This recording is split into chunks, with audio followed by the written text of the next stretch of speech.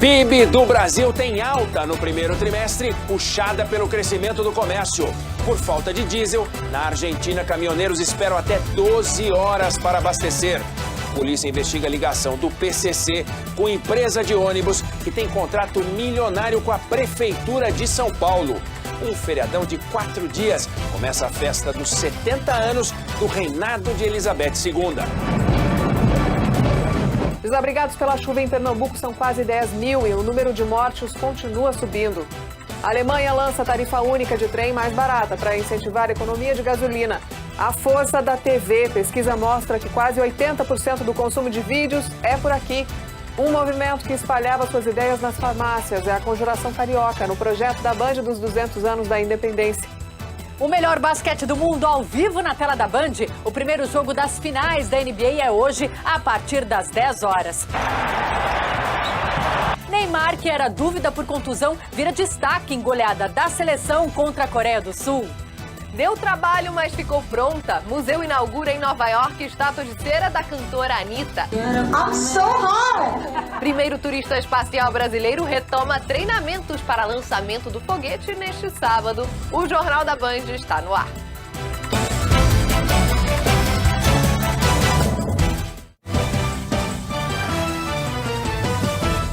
Boa noite. O Jornal da Band já abre com a situação caótica que o centro de São Paulo vive agora, nesse momento, consequência de uma operação contra o tráfico na Cracolândia. Então, ao vivo, o Felipe Garrafa fala com a gente com mais informações. Conta pra nós, Garrafa. Boa noite, Oineg, e a todos. A Cracolândia permanece cercada no centro de São Paulo, com viaturas da Polícia Civil e também da Guarda Municipal. Uma resposta das polícias de São Paulo ao que aconteceu nessa madrugada. Com estas imagens, a gente acompanha quebra-quebra, tentativas de assalto numa das vias mais importantes do centro da capital paulista, que é a São João também, e por isso a Polícia Civil já montou um grande esquema e uma operação. Pelo menos 4 presos, a operação continua e a gente acompanha. Veja hoje no SBT Brasil. Operação mostra o envolvimento de uma empresa de ônibus da capital paulista com a maior facção criminosa do país. A economia brasileira cresce 1% no primeiro trimestre. A polícia de São Paulo prende torcedor suspeito de ameaçar o Willian, do Corinthians. E a goleada da seleção brasileira sobre a Coreia do Sul, 5-1. As imagens das homenagens aos 70 anos de reinado de Elizabeth II. Já já. Olá, boa noite. Boa noite. A economia brasileira cresce no primeiro trimestre do ano. O setor de serviços e o consumo das famílias impulsionam a alta de 1%. A partir de amanhã, trabalhador com fundo de garantia pode investir em ações da Eletrobras. No Grande Recife, sobe para 127 o número de mortos nos temporais da última semana. As chuvas destroem plantações e vão afetar a safra de cana.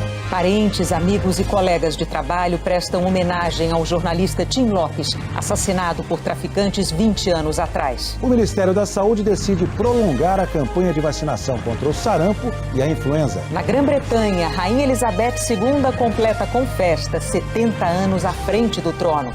A brasileira Anitta ganha uma estátua de cera no Museu Madame Tussauds, em Nova York. O Jornal Nacional está começando.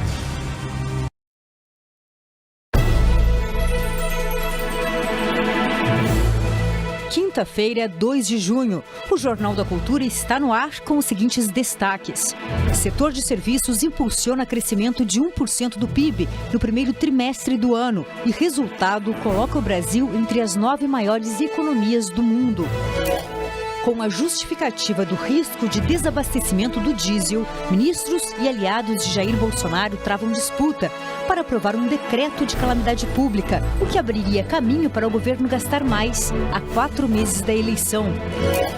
Para aperfeiçoar o sistema eleitoral, TSE abre inscrições para instituições e a sociedade civil atuarem como observadores durante o pleito em outubro.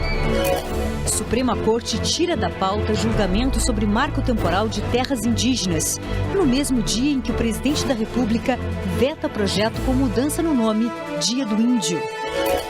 Principais exportadores mundiais de petróleo concordam em aumentar a produção para conter a alta dos preços com a guerra no leste europeu.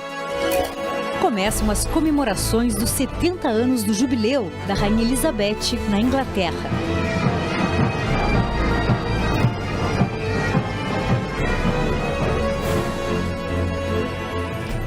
Boa noite. Na bancada de hoje temos o economista Alexandre Schwartzman, ex-diretor do Banco Central, e o professor de Relações Internacionais da FAAP, Carlos Gustavo Poggio, especialista em política dos Estados Unidos. E você pode participar fazendo comentários pelo Twitter na hashtag Jornal da Cultura. A economia cresce, mas abaixo do esperado pelo mercado no primeiro trimestre. O PIB, o Produto Interno Bruto, foi impulsionado pelo setor de serviços.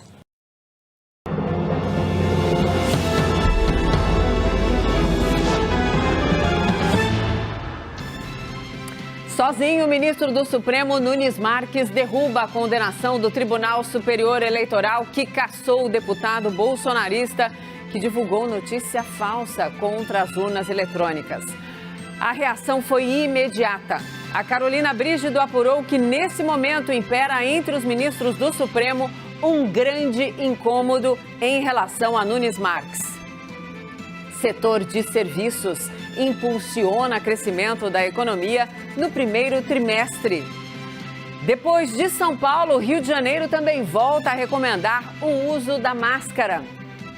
E o começo da celebração dos 70 anos de reinado da Rainha Elizabeth, o mais longo da história do Reino Unido.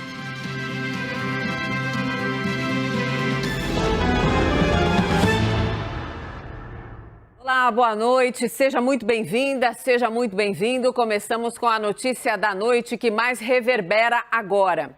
O ministro do Supremo, Cássio Nunes Marques, derrubou a decisão do plenário do Tribunal Superior Eleitoral que cassou o deputado estadual Fernando Francischini, do Paraná. Eleito pelo PSL, atual, União Brasil, Francischini perdeu o mandato por espalhar notícia falsa. O Theo Cury tem todos os detalhes pra gente. Oi, Theo, boa noite, bem-vindo, conta. Oi, Mona Lisa, uma ótima noite para você, também muito boa noite para quem nos acompanha. Decisão, então, liminar, decisão provisória e monocrática, tomada sozinho pelo ministro Nunes Marques do Supremo Tribunal Federal hoje à tarde. Essa decisão, então, suspende a decisão do plenário do Tribunal Superior Eleitoral, que em outubro do ano passado, por 6-1, determinou a cassação do mandato do deputado estadual do Paraná, Fernando Francischini, e também declarou a inelegibilidade dele por 8 anos por conta da disseminação de notícias falsas sobre o processo eleitoral brasileiro. Ele fez uma transmissão nas redes sociais dele ao vivo no dia das eleições, enquanto as urnas ainda estavam abertas, dizendo que havia fraude nas urnas eletrônicas, o que não era verdade, ele não conseguiu comprovar, e aí o TSE, no ano passado, por 6-1, declarou tanto a inelegibilidade quanto a perda do mandato dele como parlamentar, como deputado estadual. Era uma decisão considerada um marco, porque foi a primeira vez que o TSE decidiu punir um parlamentar por disseminar notícias falsas. Tanto era um marco que nessa semana, a gente mostrou inclusive aqui no Jornal da CNN, o ministro Alexandre de Moraes, que vai presidir o TSE nas eleições agora de outubro de 2022, disse que, com base nessa decisão, que agora foi suspensa por Nunes Marques, a Justiça Eleitoral poderia cassar o registro de parlamentares que divulgassem notícias falsas com o intuito de mudar a visão, a percepção dos eleitores. Olá, uma ótima noite para você. Agora 6 horas, quantos minutos? 3 minutos pelo horário de Brasília. Eu sou o Diego Sarza, está no ar mais uma edição do UOL News, edição dessa quinta-feira. Hoje é dia 2 de junho de 2022. Seja muito bem-vindo, bem-vinda aqui a mais uma edição do nosso programa. Você já é convidado a participar, marcar a hashtag UOL News. E para assistir a gente, você sabe que tem a opção de nos ver na nossa página na internet, com retransmissão simultânea no Facebook, Twitter, TikTok e na Twitch. Além do YouTube, que também transmite o nosso programa ao vivo, e lá você pode comentar o nosso chat, votar na nossa enquete também. Vamos dar uma olhada aqui na enquete do dia, na enquete dessa quinta-feira. A pergunta é se você acha que a nova campanha de Bolsonaro vai atingir a rejeição do presidente entre os jovens. Vote, participe e já eu trago mais parciais. Bom, gente, vamos aqui com imagens ao vivo da região central de São Paulo. Mais uma operação sendo realizada agora na área conhecida como Cracolândia. Você vê aí agentes da Guarda Civil Metropolitana, também há policiais civis, mais uma vez revistando todas as pessoas que estão ali, muitos usuários de droga. Eles procuram traficantes que estão ali na região, que traficam, vendem drogas ali na região. O que a gente viu até agora foi essa operação, pelo menos, se repetir 3 ou 4 vezes, dessa mesma maneira, não acabou com a Cracolândia, ela segue instalada no centro de São Paulo, muda de lugar frequentemente, mas continua como essas imagens mostram aí. Mais uma operação é realizada, a gente sabe que a Prefeitura de São Paulo e o Estado de São Paulo decretaram uma operação batizada de sufoco, na tentativa de evitar, diminuir a criminalidade. O que vemos é mais uma operação sendo realizada nesse momento, lembrando que essas imagens são ao vivo, portanto, mais uma operação sendo realizada agora, e ao longo aqui da edição eu posso trazer novidades sobre essa operação. Bom, vamos mudar de assunto. Segundo a apuração do repórter Rafael Neves, aqui do UOL, em discussões internas sobre o que vai fazer nas eleições presidenciais, o PSDB se encaminha para aceitar a candidatura a vice na chapa de Simone Tebet, do MDB. Só que o martelo deve demorar para ser batido. Além de pendências regionais, os tucanos também querem ver se a senadora pode mesmo crescer nas pesquisas.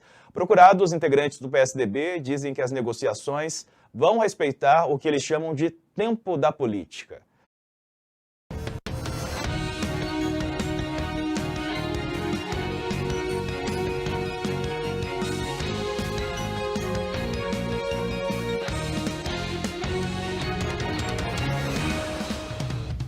Olá, muito boa noite. Boa noite, estamos começando o Rede TV News.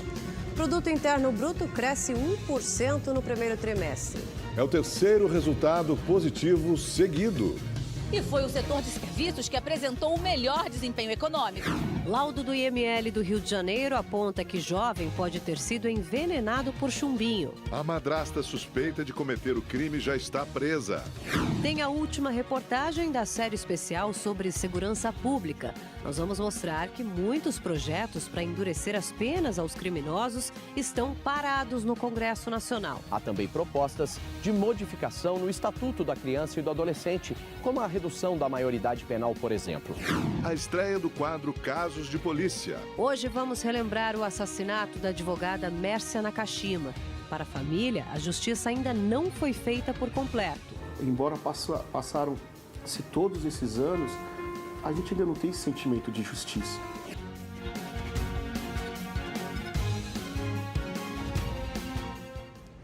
E nós começamos essa edição do Rede TV News falando da tragédia em Pernambuco. Já são 127 mortes confirmadas no estado. Vamos então para lá conversar com o repórter Emerson Tchalian, que está no Recife e traz os detalhes para a gente. Boa noite para você, Tchalian. Boa noite, Augusto, Érica, boa noite a você que acompanha o Rede TV News. É isso, Augusto, o número já chega a 127 mortos oficialmente, esse número já foi confirmado. 126 corpos, Augusto, já foram trazidos aqui para o IML do Recife, onde nós estamos agora. 121 já foram liberados para as famílias e 5 corpos que chegaram nas últimas 24 horas ainda continuam aqui no IML aguardando a liberação.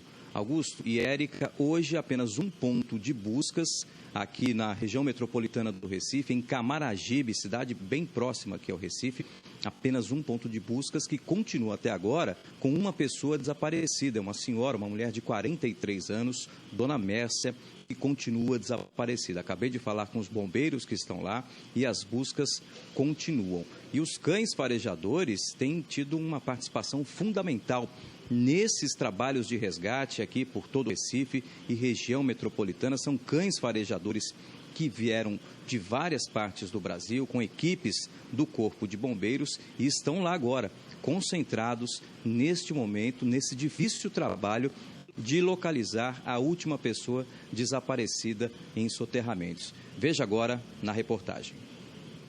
Flash, Tupã e mais 2 cães vieram do Ceará com outros 7 bombeiros para reforçar os trabalhos de buscas em Pernambuco. Flash é um labrador. Tupã é da raça boiadeiro australiano. A gente fala que o faro do cão são os nossos olhos, né? Nessas situações.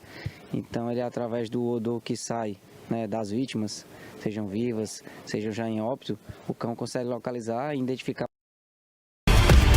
Os pingos nos is. Jovem Pan. Olá, muito boa noite para você, 18 horas e 7 minutos em São Paulo. Seja muito bem-vindo, já estamos no ar, começando aqui mais uma edição de Os Pingos nos Is. Hoje, quinta-feira, dia 2 de junho de 2022, estaremos juntos aqui até às 8 da noite. Hoje com a Ana Paula Henkel, lá em Los Angeles, nos Estados Unidos. No Rio de Janeiro, Guilherme Fiuza. E hoje, dobradinha lá em Brasília, José Maria Trindade e Augusto Nunes, lá no nosso estúdio na capital federal. Vamos aos destaques do programa de hoje. Brasil volta ao top 10 no ranking das maiores economias do mundo. Moraes inclui o PCO no inquérito das fake news. Tem as novas acusações de Lula contra Bolsonaro. E o ministro Nunes Marques derruba a decisão do TSE que havia condenado por fake news o deputado estadual do Paraná. Isso e muito mais agora para você aqui em Os Pingos nos Is. Opinião. Hora de colocar os pingos nos is. O produto interno bruto do Brasil cresceu 1% no primeiro trimestre desse ano, chegando a 2,249 bilhões de reais, informou o IBGE. Trata-se da uma alta de 60% se comparado com o mesmo período do ano passado. Já a dívida bruta registrou uma queda de 0,2 ponto percentual, segundo dados do Banco Central. De acordo com o IBGE, a economia brasileira está no maior patamar de atividade desde o fim de 2014. Com esse destaque, a gente abre.